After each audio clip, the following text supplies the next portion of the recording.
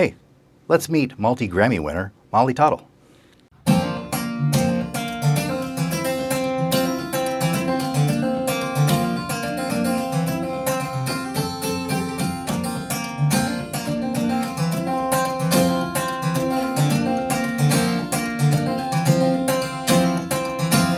You make the lobby call at 6 a.m. How do you look so good with no sleep sugar? So it's been a while since I've worked with the radio station, and I'm so glad to be working with them again. It's a real treat to be able to work with this particular radio station because they do something very unique. They bring in all sorts of musicians from all different kinds of genres to perform for their fans right here at the studio. And they have this really cool little studio environment, which you can see in the video here, that allows a very small number, I think maybe 50 people, I can't remember how many people fit in the room, to have an intimate concert with these musicians. Some are large national acts. We've taped KT Tunstall and Emerson Hart and I don't know, dozens and dozens of large national acts, but also local bands and regional acts that are touring through. It's a neat thing for the fans to be able to be close with them, get to meet them, hear their stories, and hear some of their music in a sort of a stripped-down environment. And, of course, it's fun for me because I get to, A, help with the recording of it, and in most cases, or some cases, help with the editing of the file that goes to the local TV station. But I also get to do this. I get to record interviews quickly here in studio with some of the artists that come through the space for the Artist Reality. So this one, we get to meet Molly Tuttle. Now, I hadn't been familiar with this artist until the day that she was here, but really enjoyed her performance, and it was so nice of her to take the time to sit down with me and talk a little bit about where she's at and the music industry. So let's hear from Molly. I'm Molly Tuttle, and I grew up playing bluegrass music. I write songs. I describe my style as kind of like roots-based singer-songwriter. I'm a flat-picking guitar player. Guitar music is a lot of what I do. So yeah. Very cool. So we're in the Wild West now for musicians. Mm-hmm. Very frightening times.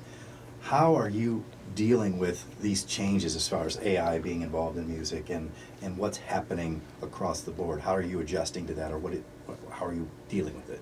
Yeah, I was just at a Grammy Recording Academy, did something called it was like a summit where we all went to DC and we talked to lawmakers about these struggles and challenges with AI.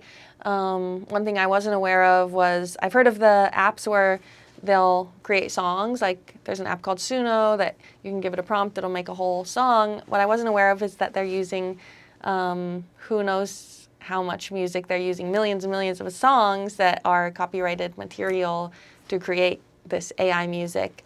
So to me, that's sort of unethical in a way, to steal all this music from countless different artists and not really reveal whose music they're using.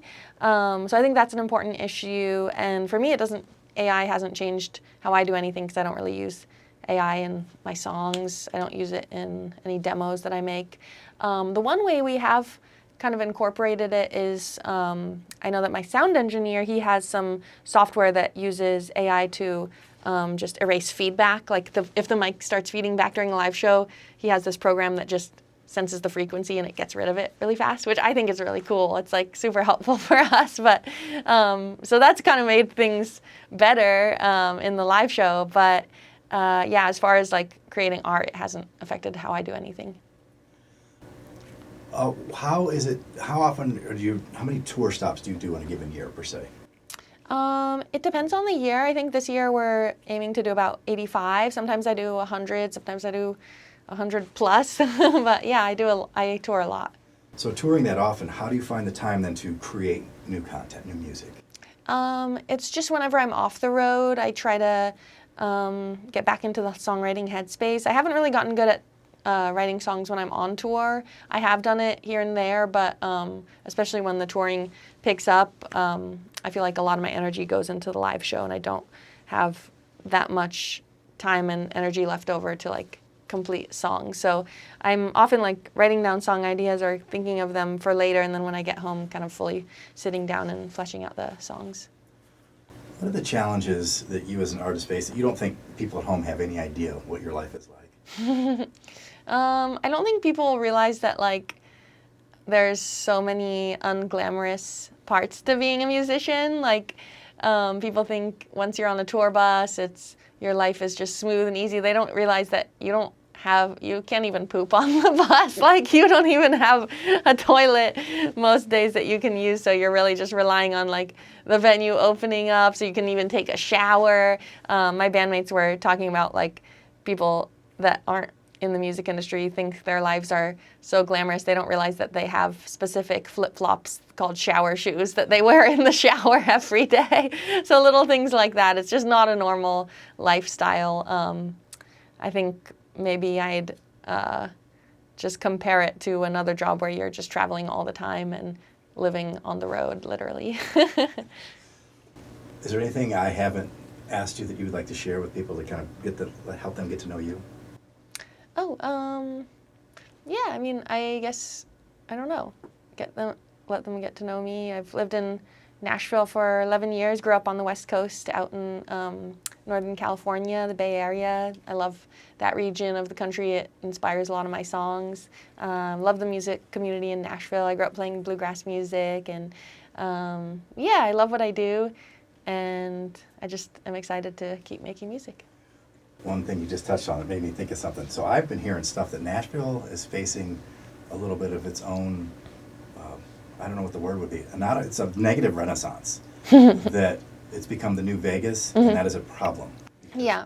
Money people are buying up the stuff and Right. making it not have its soul. Yeah, I know. Well, a lot of my favorite businesses are really struggling. I know that they've raised the property taxes a lot on like local restaurants and businesses. So like one of my favorite restaurants is they're like closing their doors later this summer, and so many of the places I used to go to when I first moved to town 11 years ago just aren't there anymore. I think it was really hard too after the pandemic and the tornado hit Nashville.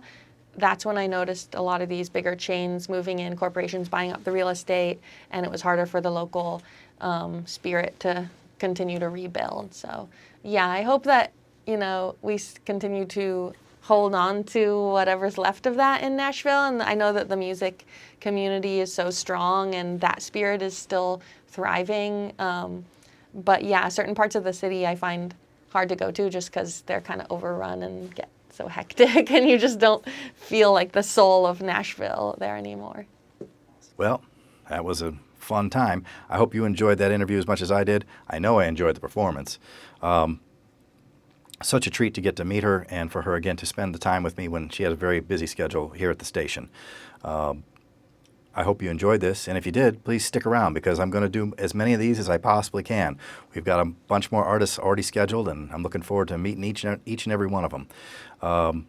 If you did enjoy this, be sure to like, share, and subscribe, and click on the video that's in one of the corners. I can never remember which side it's on. I think it's over here. Because you probably will like that one too. If you like this one, the YouTube thinks you'll like this one as well. So thanks for watching. I'll see you soon.